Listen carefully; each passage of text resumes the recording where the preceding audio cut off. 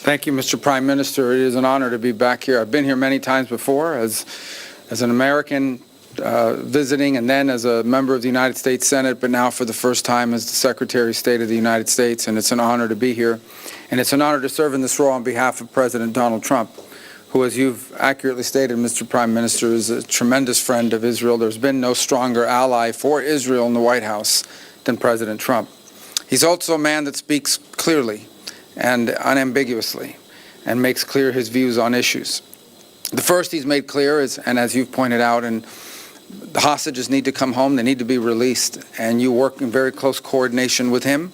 He's working in very close coordination, but with the Prime Minister and his government in ensuring that that happens. That must happen. It's not optional. And would add that that's a goal we share in common, and that is something we work on very closely together. The President's also been very bold about his view of what the future for Gaza should be. Not the same tired ideas of the past, but something that's bold and something that frankly took courage and vision in order to outline. And it may have shocked and surprised many, but what cannot continue is the same cycle where we repeat over and over again and wind up in the exact same place. Related to that, the President's been very clear. Hamas cannot continue as a military or government force. And frankly, as long as it stands as a force that can govern, or as a force that can administer, or as a force that can threaten by use of violence, peace becomes impossible.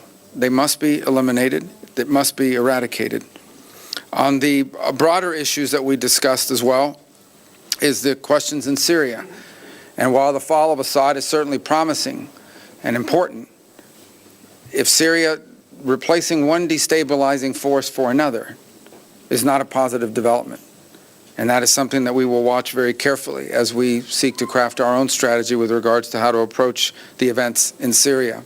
In the case of Lebanon, our goals are aligned and the same. A strong Lebanese state that can take on and disarm Hezbollah.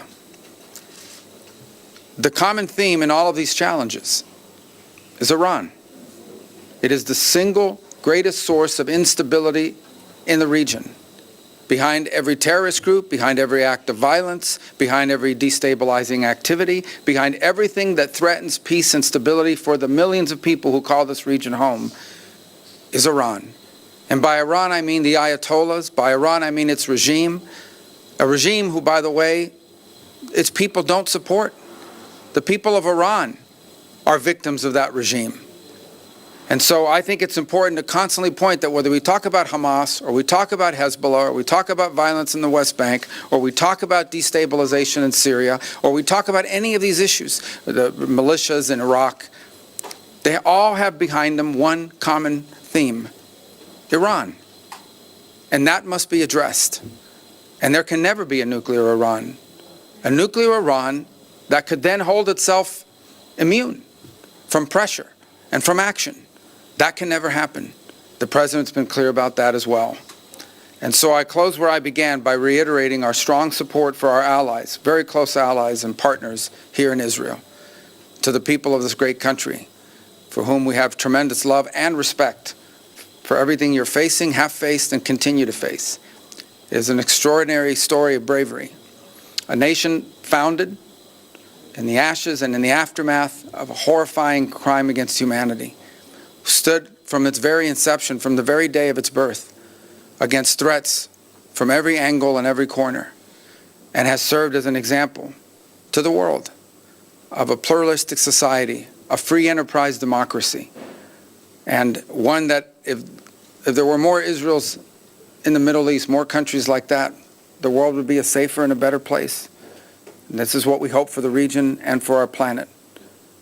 A nation that's always sought peace, but will not allow itself to be intimidated or destroyed by its enemies. And on that front, you can always count on us, as long as I'm in this position and President Trump is in the White House. So thank you. Thank you.